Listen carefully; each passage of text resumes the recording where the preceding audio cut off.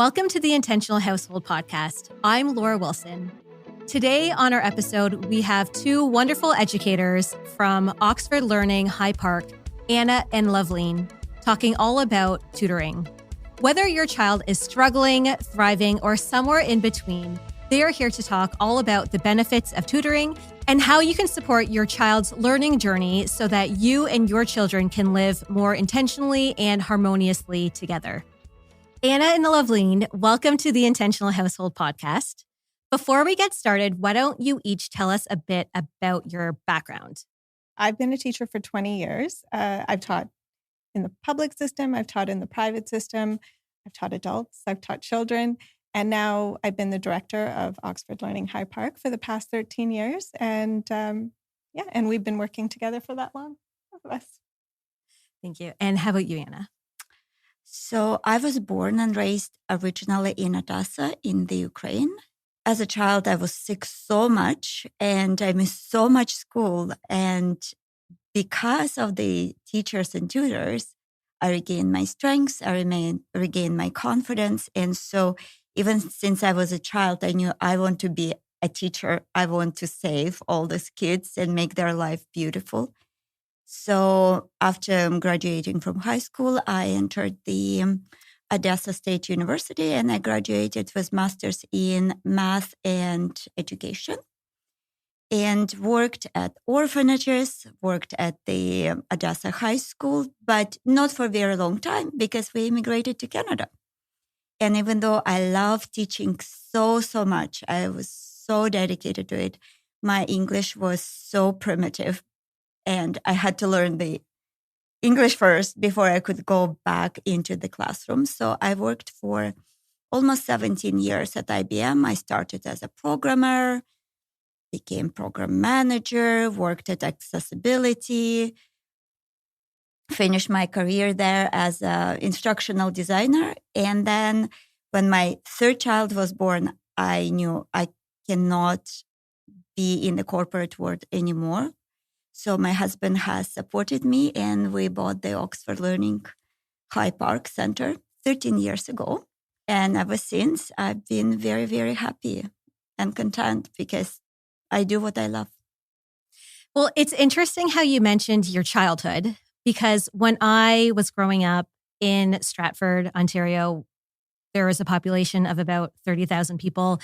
Tutoring wasn't a thing. I don't know anyone who was tutored as a child when I was growing up. But now that I'm a mom and I have school-age kids, it very much seems like tutoring is the norm. I was under the impression growing up that you only had a tutor if you really were struggling. And that was the only population who really used a tutor. So who is a tutor really for? Personally, I think it can be for anyone.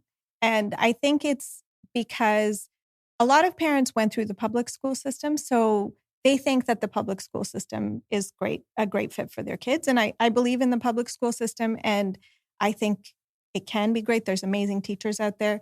I think parents aren't aware that it's changed a lot. And so what they might want to do is supplement their child's learning, not because, again, public school can be great, but the problem is that society has changed. We have two working parents usually in a household, so parents don't have the energy to commit to their children for the schoolwork aspect. The other aspect is that teachers are really stretched thin. So there's a lack of funding for resources. So teachers can't reach every child's potential anymore. It's not because there's not phenomenal teachers. It's just the way the system is. And so I personally think that tutoring can be a great tool for a parent just to check in and see how their child is doing, and also just make it a part of a routine so that it's not necessarily seen as a reaction to a problem, but it's a proactive solution to prevent the problem. So as parents, if we want to take a proactive approach to supplementing their education through tutoring, at what point is it a good time to enroll our kids in tutoring? Do we want to do it early on or wait until we see signs? If you're proactive with things, you basically ensure a smoother life for yourself, for your child. For example, when we teach kids who come to us in grade 2 or 3 and they're struggling with reading, we observe how those children already have their anxiety popping up, their self-esteem is suffering. So myself, the moment I bought the center, I enrolled my child, and that's where my older child learned how to read, my younger child learned how to read, and they've never had stress of not being confident that they cannot master something at school. It's not that necessarily that they've never been challenged at school. Of course, there would be something new, but they knew that they have a team, that they can tackle everything, and they were learning instead of worrying in the classroom. Mm-hmm. So personally, if the family can afford to start early, and it's not necessarily to fix something, it's just to enrich a child with something, give him extra powers, because more confident you are, easier it's for you to learn, because at that point your mind is completely open and you're absorbing the information rather than struggling. What stood out to me was when you said they have a team, because the reason we reached out for tutoring was because my husband and I, we're 2 people. We have 3 kids. We wanted support for our eldest, and we just didn't feel like we had the capacity. And so now she has a team of support. But what about parents who they may not have 3 kids? They may have 2 kids. They may have 1 child. So they may actually have the capacity to be supplementing at home with reading, and they may be teachers themselves. I was going to ask if there are any benefits to them seeking outside support when they may feel like they have the capacity to educate their child. If you can tutor your child, kudos to you, and you should do it. What we find is that for most parents, it's a very emotional process. Mm-hmm. Children do not want to disappoint their parents. So my son, for example, loves math. He'll show me math all day long. But if I ask him to write a sentence, he doesn't want to do that because that he doesn't feel so great about. So that's when the battle begins, because he knows that I might not like his sentence. So you can, if you can tutor your child and you feel like it's not an unhealthy dynamic, by all means, go for it. I think that it's nice to have someone to outsource some of that anxiety and emotional dynamic to, because there will be a point probably that will come where that child will fight you about it. And I always tell parents, focus on the fun stuff, like reading to your child, talking about stories, like other things. Whereas asking them to perform is sometimes that's the thing that causes that emotional dynamic to just go awry. And having a team that will support you while you do that makes you focus on your child in a different way, I think. So I don't teach my own child. I think I'm a great teacher, but I would never teach my own if I can help it because of that emotional dynamic. And I recognize that. Yeah, I can see for us how it's really allowed us to have a relationship with our child that's fun. I mean, of course, we have structure, routine. There are things that our kids have to do, but we can really focus on when we're together to do things that are fun and keep it light. And for the education part, we can use that third party so that our time is used in the way we want to spend it together. And it doesn't affect our relationship. Because I imagine that if you are using a tutor, you can get greater results. And there isn't that pushback as much as a child may push back with their own parents. Yeah. And as a parent, you might not know exactly what the expectations are. So that's another reason why you might want to talk to a teacher and see what the child should actually be doing. Whereas you might have your own ideas of what the expectations are. So that's another reason why you might want to do it. Send them to a tutoring center or a teacher or whatnot. As a teacher, you may know what the expectations are, but again, that emotional dynamic, I mean, your child knows when you're upset or disappointed or frustrated too. So that's why sometimes it's hard to teach your own child, because they can sense that. And that's where some of that emotional dynamic comes into play. Yeah. You may think as the parent that you can disguise your emotions, but they very much can read it. Of course. Yeah. Of course. They know you as well as you know them. Do you feel like you're constantly juggling work, family, and home life, only to end each day exhausted and overwhelmed? At Intentional Household, we specialize in optimizing your household so that it functions like a well-oiled machine. We're not just about hiring help, we design a system where everything works together seamlessly. Imagine more time for what energizes you and less for what drains you. Learn how we can help you take back control at intentionalhousehold.com. So your tutoring is based out of a center. Are there any benefits to using a center versus say an individual or having someone come into your own home? For sure, because when we talk about the teaching, teacher is only one part of the equation. Okay. Because we do rely on the curriculum.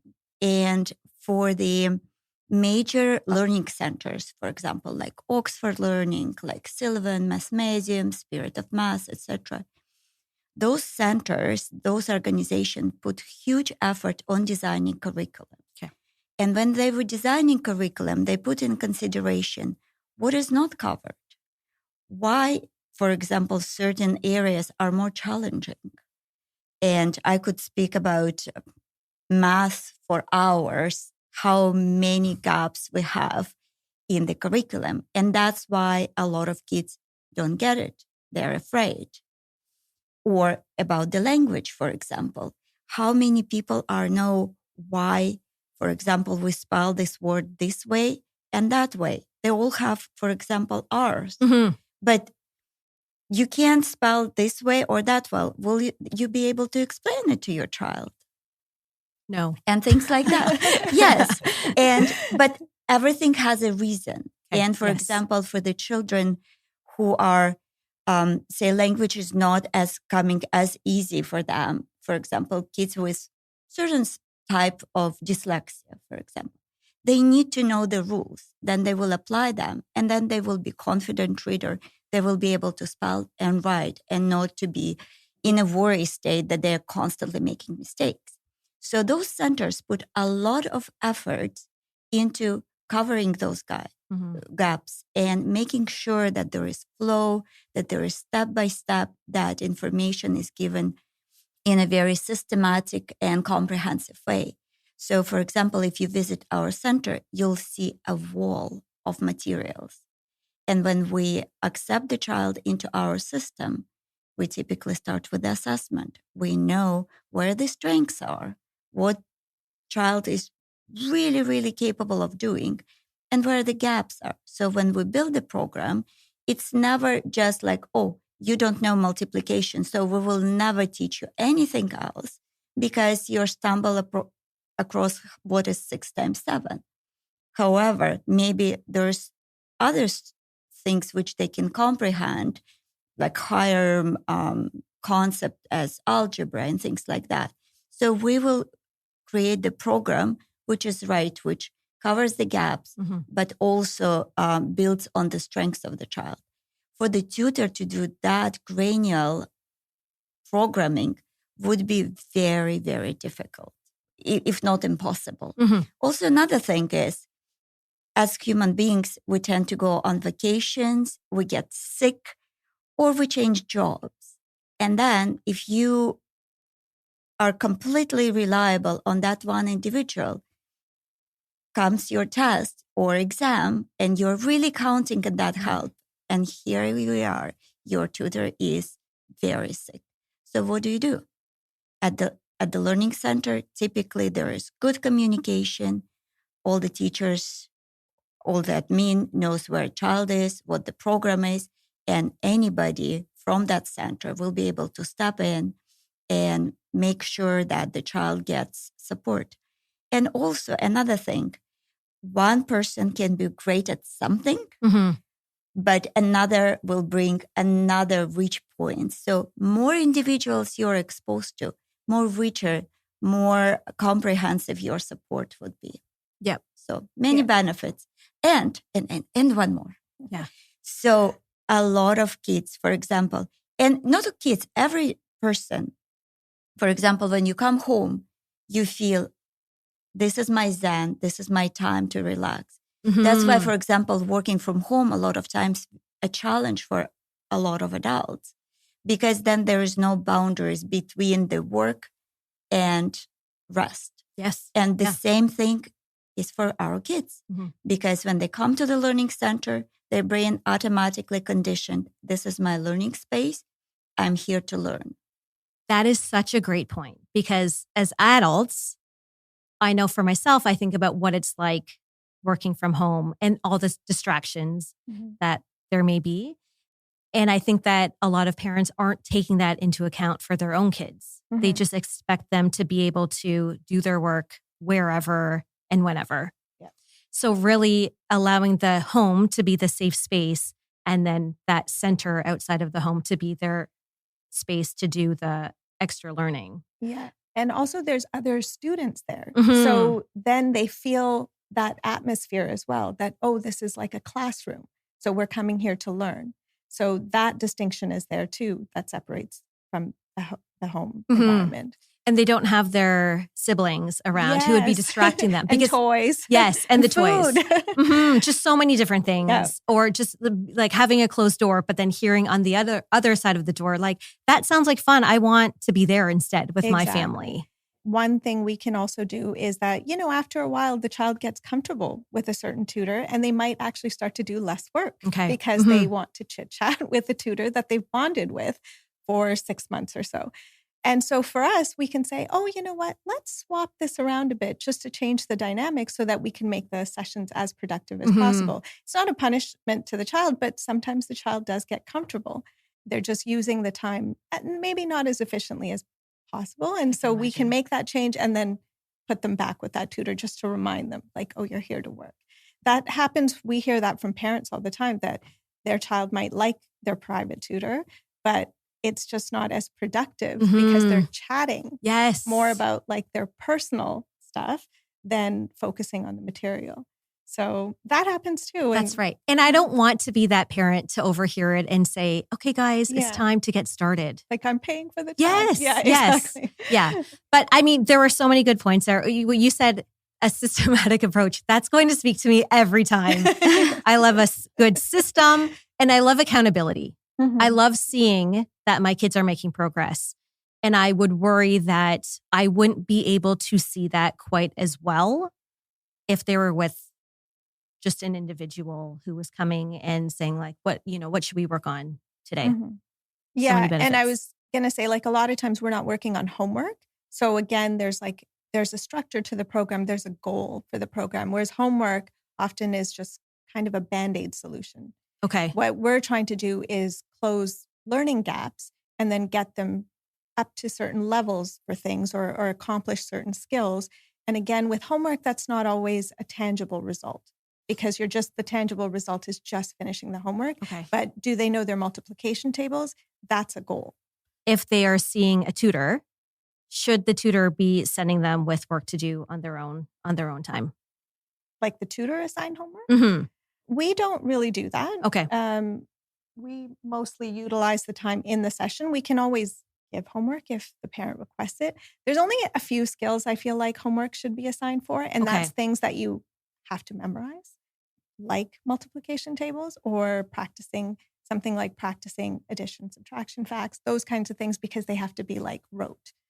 And so definitely practice for that helps. And coming 2 times a week to our center, the progress will be a little bit slower if they're not doing a little bit at home. Okay. But we don't usually assign homework.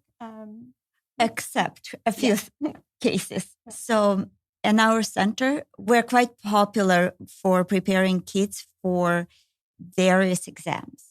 For example, if you decide to change the system and apply for the private school, a lot of parents come with the surprise. It's not just like I pay a lot of money.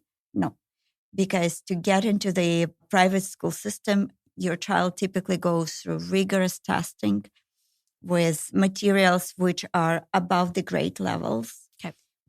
They have to practice their interview skills, advanced math, things like that. And so in order to prepare the kids for those exams, because even though every school states that they never test on anything above the curriculum, somehow the questions tend to be much harder. So, and we want our students to be confident and feel prepared. So for those students, we do give them homework, because if they see us only twice a week to cover that much of a material, they need repetition in order to retain the information, because retention of the information and repetition are inseparable. So for those, we would give the homework, and they typically practice between the sessions because they're covering vast amount of materials. We also sometimes support the families who are going on the longer vacations. So for example, we're working with a child who is learning to read, and they're mastering their long and short vowels and blending, and they just starting to read and just starting to understand what they just, not mechanics of sounding the words, but actually the sentences they started to comprehend.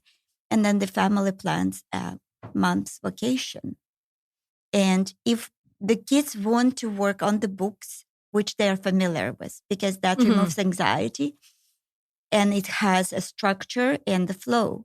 So we would support that family by giving them a homework package. Ooh. So they could take it with them, continue working. So when they're ready to resume, there's no that gap. It's not like, oh, I forgot everything, I need to go back.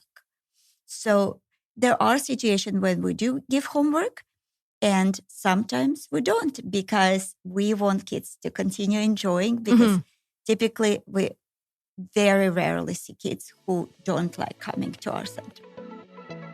Do mornings in your household feel like a race against the clock? Is the chaos creeping into every part of your life? Intentional Household transforms disorganized homes into peaceful and efficient spaces. We identify and solve the hidden challenges that are stealing your time and energy. Let us show you how we can help at intentionalhousehold.com. I think as a child, if my parents told me I was going to tutoring, I wouldn't have been for that. But I see that my kids enjoy that, and they see Oxford as a safe space. So is there a way for parents to frame this so that it is a positive, supportive place for your kids to go versus somewhere where they don't want to go? Yeah, I mean, I think a lot of kids are nervous about tutoring just because it has such a negative connotation to it. But that's why one of the things that we do first is the assessment, so that the child can see the space first, meet us, and then also they'll see all the other kids there. And I always tell parents, just tell them it's a reading club or whatever they're coming for, because then they will think of it as an activity as opposed to something related to schooling. Okay. And that's how, for my son, both of us, we started our kids very early. My son started at 3 learning phonics and things like that. And now it's just a part of his routine. He never thinks of it as some sort of punishment. It's always that, we're doing Oxford. It's just an activity. And so I think the assessment, again, helps us gauge where that student is, and that helps us meet them where they are. So then again, they're not intimidated by the work because we're not giving them necessarily in the material that's at their grade level, because they might not be there. And then that also kind of lulls them into, I can do this, and makes them feel confident. So that's kind of one of the perks of bringing them to our center, and just not intimidating them, essentially. I can see how the earlier you get them started, the better, because it just becomes the norm for them. It's the routine. Yes, it's like giving them a bath every night. Yeah. It's just a part of their routine. Yeah. And also right now, it's summer is approaching. It's upon us. And for example, we do run summer camps. Even right now, sometimes when we chat in the car, we're driving somewhere, and my kids would come up with some really complicated scientific knowledge. I was like, where did you learn that? I know this is not part of the school curriculum. And I know I didn't teach you that. They're like, from Oxford camp. And we make it so fun, so interesting, and so enriching. But that is a very easy to get your child very comfortable that learning is something interesting, something enriching, and not a punishment. Because nobody gives you marks, but you just learn, you do the experiments. And when you start the year, suddenly you're not scratching your head. Mm-hmm. I'm glad you mentioned the summer because you also mentioned taking a long vacation. And I thought about, well, summer is like a long vacation, a couple months long. And I think that some people have the idea that kids should be taking a break all summer long. And then there are the other families who think they should continue learning. So is there a best approach for this so that they have some downtime and they are continuing to learn? What do you two think about summer education or to continuing the tutoring? Well, we're big fans of it. And I think, again, it's also to help parents ease that transition into the school year. Taking a 2-month break from routine is really hard for some kids. So if you have a consistent routine where you're still practicing a little bit of reading, a little bit of writing, a little bit of math in the summer, and you know, they're not in school, so they shouldn't be as tired, hopefully. So a couple of hours a week of tutoring, I think, is a good routine. And again, it helps them feel a little bit more confident going into the school year, that they've already been practicing some of those things. So they're not nervous about starting the new school year with a new teacher, with new, kids in the classroom. It's also just good to practice a little bit of everything because, again, in the classroom, your child might be really great at something, but maybe the teacher doesn't have time to give them the attention they deserve so that they're not going to that next level. Unfortunately, the way that the classrooms are set up, you're teaching a little bit to the majority. And anyone who's an outlier, the resources aren't there, whether it's that they're not meeting the expectations or they're ahead. And so even the enrichment part isn't happening. So this is also an opportunity to create a learning environment at home during the summer or an expectation where they can also, they're not confined within the parameters of the classroom. They could be more creative, even, with problem solving or doing whatever, journal writing over their summer or something like that. You can make it a lot more fun and it doesn't have to be within the confines of time. Okay. And again, they can explore a little bit more in their own learning style. So I always think it's a good thing. For me, I just do it so it eases that transition into the school year. Okay. If they've gone 2 months without doing any math or any writing, September's going to be rough. That's a rude awakening. Yeah. And I also want to add that there are certain years where the transitions are steeper. For example, if your child is in grade 10 and starting grade 11, the jump in the curriculum is so huge. And if a child has been struggling with certain concepts in mathematics, for example, math is my specialty, I highly recommend for the parents to do the early planning and actually during the summer, make sure that there is no gaps because the steepness of complexity is exponential. There are certain years during primary, because, for example, the jump from grade 2 to grade 3, because in grade 3, the expectations are that child is a fluent reader. So suddenly in math will be a lot of problem solving. And if your reading comprehension is not on par, you can't understand what they're asking you for. Yeah, you're just trying to be able to read. Exactly. So there are certain critical years when if year before was okay, maybe the other year probably craving some time for the learning would be an advisable idea. So if we are going to think about the unique learning needs in terms of age or grade, what would they be starting with the youngsters, JK up to grade 2? So I would say a game changer for those grades is literacy, Okay. just reading. Studies show that if you read early, it just makes you so much more successful in school because almost everything is based around reading. Mm-hmm. Even math, you have to read some instructions.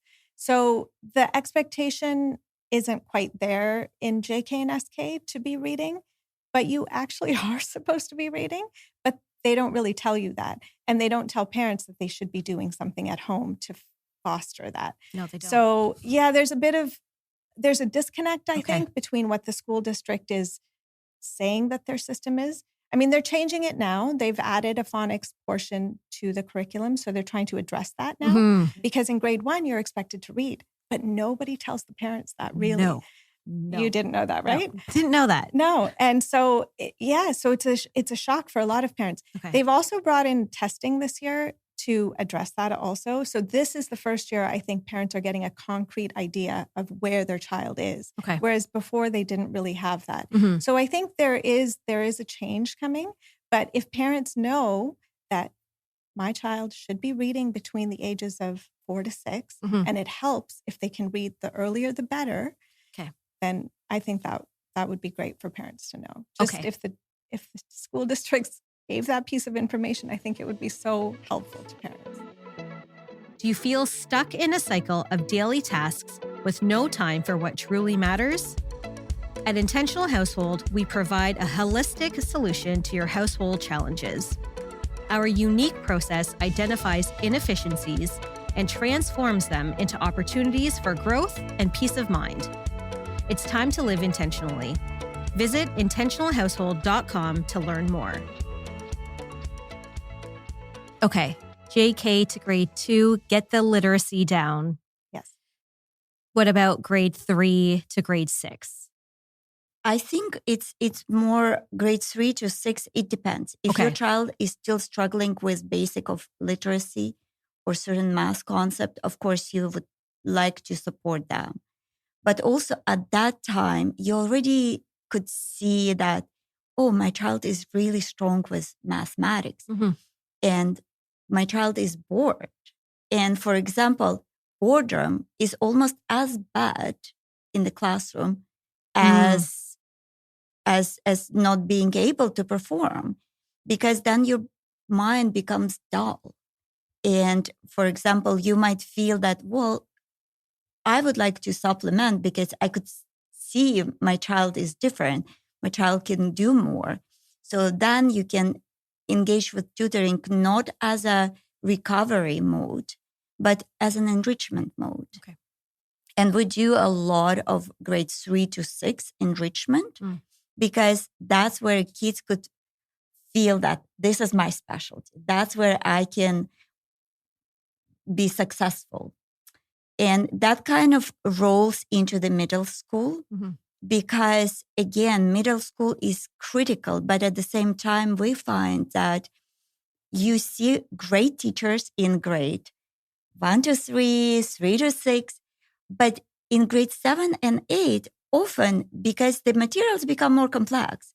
So the teachers who are specializing more in the language arts, for example, we see more complex assignments, more development, but math sometimes is really, really lacking, and it's shocking. And then another teacher would be strong in math, and you see the rich curriculum they bring in, and they're sometimes struggling because it's very advanced. They are using Waterloo math as problem of the week and things. And so there is big discrepancy. That's where the teacher to teacher, very different. Okay. But you want to prepare for the high school. You want to make sure that you are confident to stepping into the new building, into the new classroom, and you're really ready to have that high school experience. I would also mention that from 3 to 6, like building vocabulary and writing skills is really important. Yeah. And I think also that is, the teachers don't have enough time to give the kids attention for that. For good writing, you need a lot of feedback so that you can keep improving. And I think, again, it's just that the teachers are stretched thin. They don't have time to sit with each student and say, how can we make this sentence better? So that part is really important, I think, from 3 to 6, because those are building up skills to essay writing and things like that in the future. But problem solving is a big one too. A lot of kids can compute beautifully, but then you present them with a problem and they can't discern what the problem is asking. So having critical thinking skills as they get older is important too. So not just saying, what is 5 plus 5, but having a problem where they have to make that calculation and pull out that information. So problem solving is a big one in the middle years. Yes. And they always vocabulary. say, I don't know what they're asking. Too many words. I remember that. Yeah. I was like, I just don't and even you probably understand. were a great reader, Mhm. but it's not about reading necessarily. It's about conceptualizing. Yes. That's the difference. So so that's a very interesting thing, just getting kids to practice that skill. Okay. Because for us as adults, we've practiced it enough. So now it doesn't seem like it was ever hard. Mhm. But for children, they need to practice. Yeah. So then let's get into high school, because high school, very different. And within high school, different unique needs. So what, like 9 and 10, would they be lumped together? I think so. I think 11 and 12 are really different because you're also preparing for university. Grade 9 and 10 are almost transition years where you have to get used to the semester system, being independent and responsible for your own study habits. So I think study skills comes really big into grade 9 and 10. Okay. Sometimes kids, up to grade 8, they've been just okay. Yes. Because they're still treated like children in some sense. But high school, you're responsible. So you have to hand in the assignment and nobody's going to remind you. So it's a little bit, that transition is a bit difficult for some students to handle because they've never really had to develop those before. The study skills, those are huge because I remember not knowing how to study. And it wasn't until university, I think, when I really figured it out. Yeah. But it would have been nice to know in grade 9. Or at least start building at that time. I wanted to mention the transition to the high school because, for example, we always talk about the mainstream children, students, but there are students who are advanced athletes, who are advanced in certain fields like physics or mathematics, who are musicians. There are specific schools which cater for those kids with those exceptional skills. Okay. But exceptionality does not come just with the talent. Exceptionality comes with a lot of hard work, a lot of after-school work, and a lot of times, even if we think, that child is very good in music or this child is very good in one particular sport, but a lot of times, if they go to the specific university program, they have to be also strong academic because there is competition and they have to prepare for extra exams. Like if they go into the, say, to study in Europe, in UK, for example, it's a very popular destination because of the language. They need to take AP courses. What does it mean, AP course? It means that you are learning at the high school the materials of the first year of university. Or you have to take SAT, ACT exams to be competitive in the US universities. And at that level, the school, which particular school they go, matters a lot. So would you help some of those advanced or exceptional children who are going in those specific niches to prepare for those advanced courses, advanced exams like AP, ACT, SAT? Yeah, you can really set those individuals with the very unique needs up because you do have that experience. Yeah, and also sometimes the schools, it's just nice to get a second opinion from somebody else. The school the guidance counselors will try to help you as much as you can, but just to know what options you have. Not everybody knows what is available post-secondary or whatnot. I would also say one thing about high school is obviously study skills are important, but the curriculum is quite extensive. But sometimes the gap between subjects is quite long because if you have math the first semester in grade 11, but then you don't have it until the final semester in grade 12 or, whatever. That's a long time not to do math.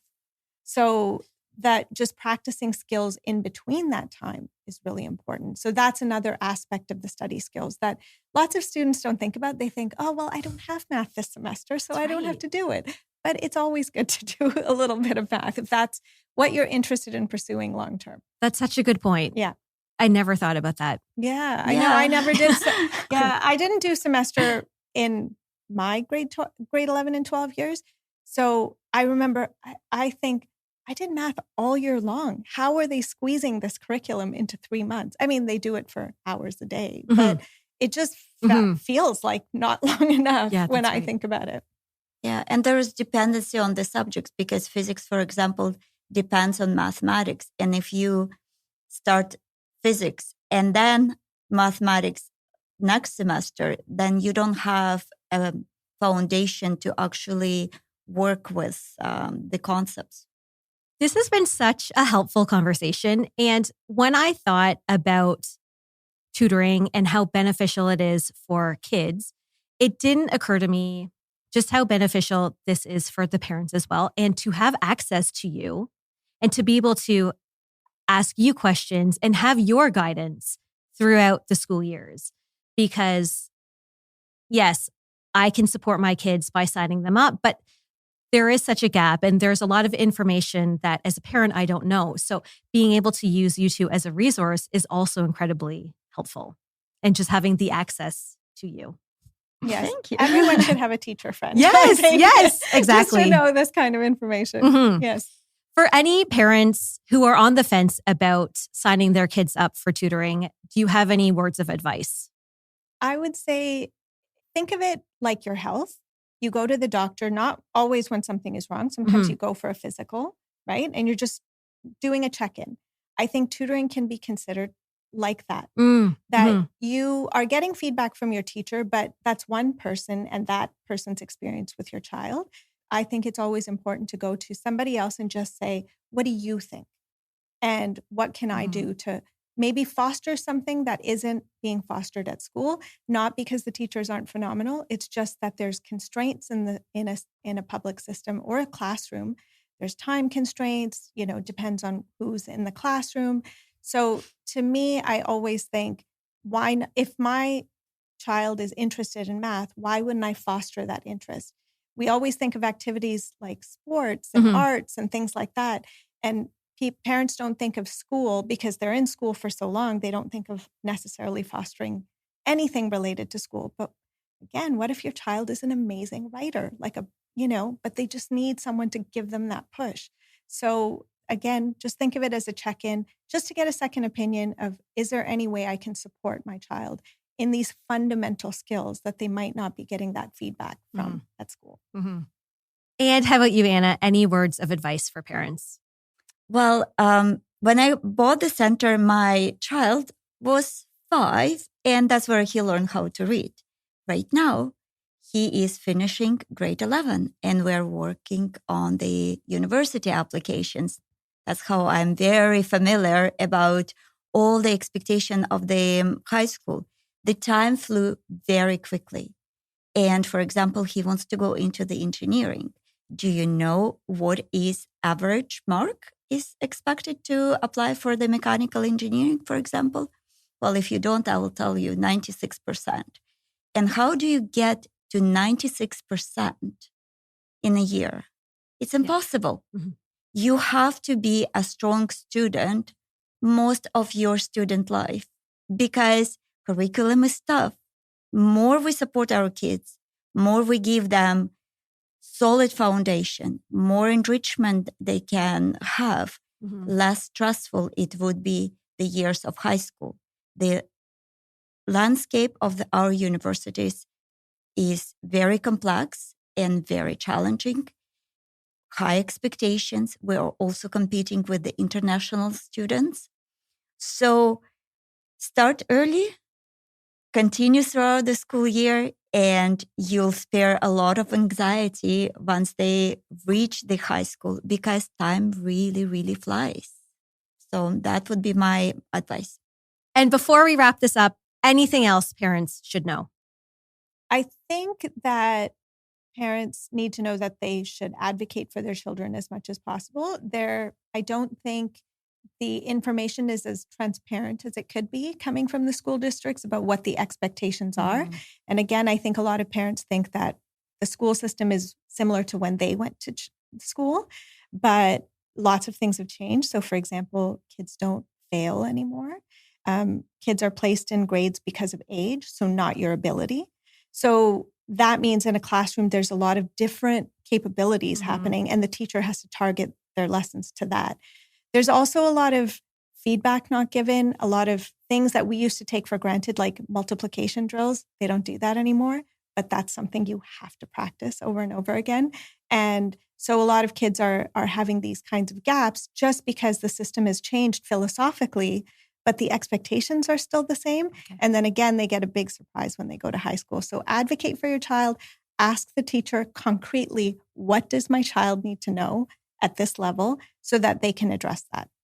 For any families who want to learn more about Oxford Learning High Park or book a consultation, where can they find you?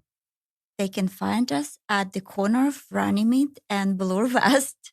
We're on the second floor. It's a bright, open space, and our doors are open every day at 9 o'clock, and they typically close at 8 p.m. And we're very happy to take call, email, meet in person, greet with the child.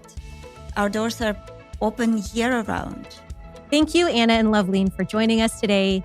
If you like this episode and want to learn more about Oxford Learning High Park, check us out on Instagram. We will see you for our next episode.